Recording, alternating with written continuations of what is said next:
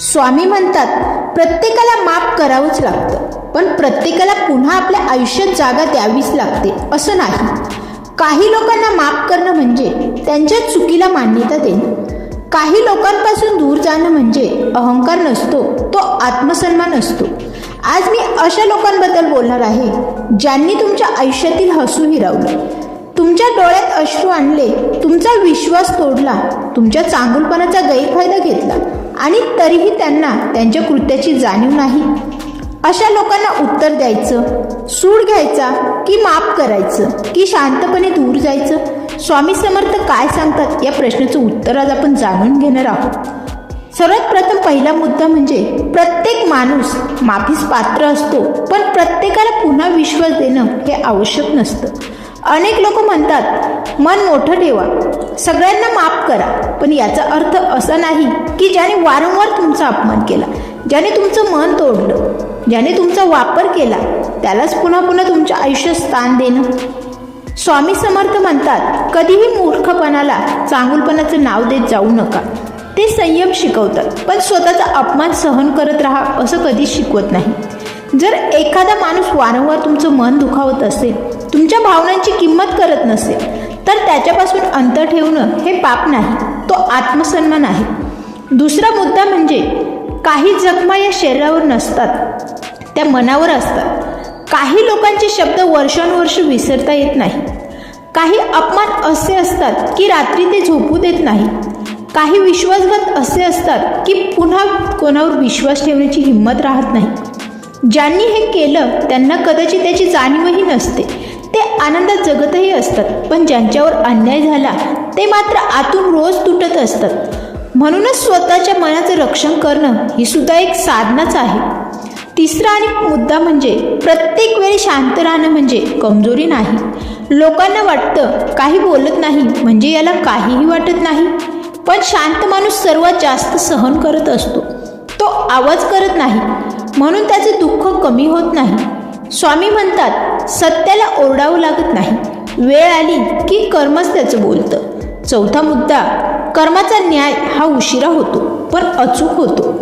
ज्यांनी दुसऱ्यांच्या डोळ्यात अश्रू आणले, ज्यांनी दुसऱ्यांचा विश्वास तोडला, ज्यांनी चांगुलपणाचा गैरफायदा घेतला त्यांना कदाचित लगेच शिक्षा मिळणार नाही, पण कर्माचं चक्र हे कधीच थांबत नाही. आज ते दुसऱ्यांना रडवत असतील, उद्या त्यांच्यासमोर अशी वेळ उभी राहील की त्यांना स्वतःच्या कृतीची जाणीव नक्की होईल. म्हणून सूड घेण्याची गरज नाही. देवाचा न्याय हा नेहमी योग्य वेळी होतोच. पाचवा मुद्दा म्हणजे स्वतःला सतत देणाऱ्यांपासून दूर जाणं हीच खरी माफी आहे. सतत त्रास देणाऱ्या लोकांपासून दूर जा. माफी म्हणजे विसरणं नाही, माफी म्हणजे स्वतःच्या मनातून विष काढून टाकणंही नाही, पण त्याचवेळी त्या विषाचा स्रोत पुन्हा आयुष्यात येऊ न देणं. जो माणूस वारंवार जखम देतो त्याच्यापासून अंतर ठेवणं हे आवश्यकच आहे, कारण तुमचं मनही देवाने दिलेलं अमूल्य भेट आहे आणि त्याला जपणं तुमचं कर्तव्यच आहे. सहावा मुद्दा म्हणजे काही नातीही संपतात, कारण देव तुमचं संरक्षण करत असतो. आपल्याला वाटतं हे नातं तुटलं म्हणजे माझं खूप मोठं नुकसान झालं, पण अनेक वेळा देव अशा लोकांना तुमच्या आयुष्यातून दूर करतो जे पुढे आणखी मोठं नुकसान करणारे असतात. म्हणून प्रत्येक तुटलेलं नातं हे अपयश नसतं, कधी कधी ती देवाचीच कृपा असते. सातवा मुद्दा म्हणजे जे तुमची किंवा तुमची किंमत ओळखत नाही त्यांच्या मागे आयुष्य वाया घालू नका. स्वामी समर्थ म्हणतात, प्रत्येक माणसाची किंमत त्याच्या वागण्यातून ठरते, दुसऱ्यांच्या मनातून नाही. काही लोक तुमच्यावर कितीही प्रेम करा, कितीही त्यांच्यासाठी झटा, कितीही त्याग करा, तरी त्यांना तुमची किंमत ही कधीच समजत नाही, कारण समस्या या तुमच्यात नसते तर त्यांच्या नजरेत असते. अशा लोकांना खुश करण्याच्या प्रयत्नात अनेक जण स्वतःचं आयुष्य संपवतात, स्वतःचा आनंद, स्वप्न आणि आत्मविश्वास गमावतात. लक्षात ठेवा, जो तुमची किंमत जाणत नाही त्याला तुमची किंमत सिद्ध करण्यासाठी आयुष्य किंवा वेळ खर्च करू नका. आठवा मुद्दा म्हणजे सतत अपमान सहन करणं हा चांगुलपणा नसून स्वतःवर अन्याय आहे. आपण अनेकदा म्हणतो, चला जाऊ द्या, ठीक आहे, आपलाच माणूस आहे, मोठेपणा आपणच दाखवू, वाद नको. पण जेव्हा हे वारंवार होतं ना, तेव्हा तो मोठेपणा राहत नाही, तो स्वतःवर केलेला अन्याय असतो. जो माणूस रोज तुमचा अपमान करतो तो एक दिवस अचानक बदलत नाही, त्याला बदलायचं असेल तर आधी त्याला तुमच्या अनुपस्थितीची किंमत समजलीच पाहिजे. म्हणून कधी कधी शांतपणे दूर जाणं हेच सर्वात मोठं उत्तर असतं. 9वा मुद्दा म्हणजे विश्वास हा एकदाच तुटतो, पण त्याची वेदना ही अनेक वर्ष तुटते. पैसा गेला तर तो पुन्हा कमवताही येतो, वेळ गेली तर पुढे नवं आयुष्य जगताही येतं. पण विश्वास तुटला की मन हे उभं करणं खूप कठीण असतं. ज्यांनी तुमच्या विश्वासाची खेळ केला, तुमचं प्रेम वापरलं, तुमच्या भावनांची थट्टा केली, त्यांना पुन्हा तितकाच अधिकार देणं म्हणजे पुन्हा त्याच जखमेची वाट मोकळी करून देणं. स्वामी म्हणतात, अनुभवातून शिका, पण पुन्हा त्याच चुकीची पुनरावृत्ती करू नका. 10वा मुद्दा म्हणजे प्रत्येकाला उत्तर देणंही आवश्यक नसतं. सिद्ध करू नका. काही लोक मुद्दाम तुम्हाला दुखावतात कारण त्यांना तुमची प्रतिक्रिया पाहायची असते. जर तुम्ही प्रत्येक वेळी भांडलात, प्रत्येक वेळी स्पष्टीकरण दिलं तर तेच लोक जिंकतात. पण ज्या दिवशी तुम्ही शांत राहून स्वतःच्या आयुष्याकडे लक्ष देताना, त्या दिवशी त्यांचा सर्वात मोठा पराभव होतो. शांतता ही अनेक वेळा शब्दांपेक्षा मोठं उत्तर असते.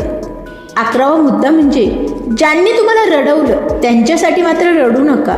एक दिवस पुरेसा असतो दुःख व्यक्त करण्यासाठी, एक महिना पुरेसा असतो स्वतःला सावरण्यासाठी, पण संपूर्ण आयुष्य त्याच लोकांच्या आठवणीत रडत घालवणं हे स्वतःवरच अन्याय करणं आहे. ज्यांनी तुमच्या अश्रूंना किंमत दिली नाही त्यांच्यासाठी अश्रूंनी किंवा अजून अश्रू वाया घालू नका. तुमच्या आयुष्याला तुमच्या अश्रूंपेक्षा तुमच्या हसण्याला जास्त गरज आहे. 12वा मुद्दा म्हणजे देव कधीही अन्याय विसरत नाही. आज कदाचित तुम्हाला वाटत असेल माझ्यावर अन्याय करणारे लोक खूप सुखात आहेत, त्यांना काहीच होत नाही, त्यांचं सर्व काही ठीक सुरू आहे. पण एक गोष्ट नेहमी लक्षात ठेवा, देवाचं घड्याळ आपल्या घड्याळापेक्षा वेगळं चालतं. देव शिक्षा रागातून देत नाही तर कर्मानुसार देतो. म्हणून ज्यांनी तुमच्यावर अन्याय केला त्यांच्यासाठी सुडाची भावना ही मनात बाळगू नका. फक्त इतकंच म्हणा, स्वामी माझ्यावरती अन्याय झाला आहे, माझा न्याय तुमच्या हातात आहे, मला फक्त इतकी शक्ती द्या की मी या दुःखातून बाहेर पडू शकेल. कारण शेवटी विजय हा त्या माणसाचाच होतो जो दुःखातूनही माणुसकी, स्वाभिमान आणि श्रद्धा जपतो.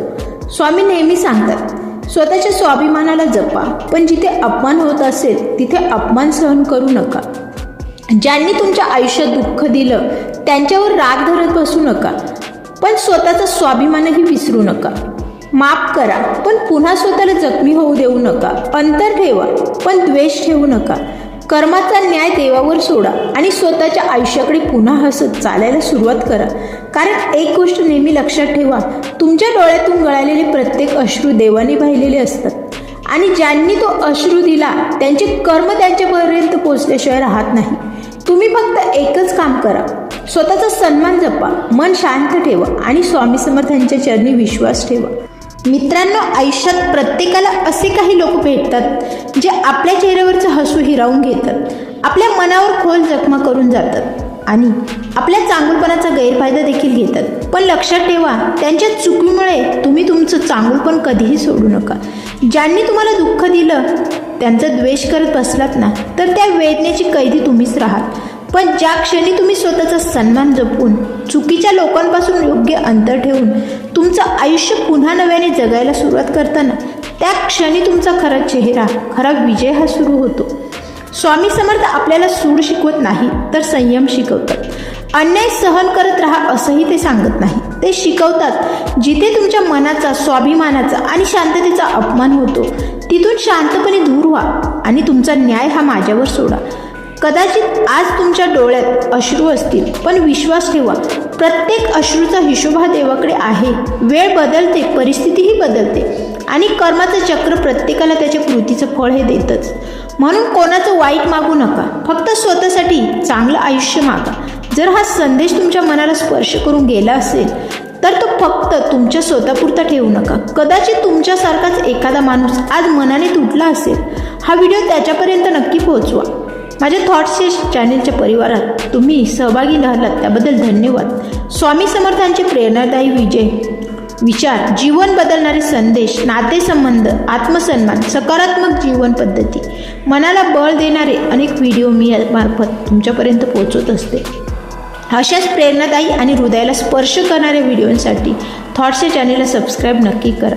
व्हिडिओला लाईक करा आणि तुमचं मत देखील कमेंट बॉक्समध्ये नक्की कळवा. स्वामींवरती तुमची जी काही कृपा आहे, स्वामींची कृपा तुमच्यावर जर असेल आणि तुम्हाला स्वामींविषयी जर मनात भक्ती असेल तर नक्कीच कमेंट बॉक्समध्ये श्री स्वामी समर्थ लिहायला विसरू नका.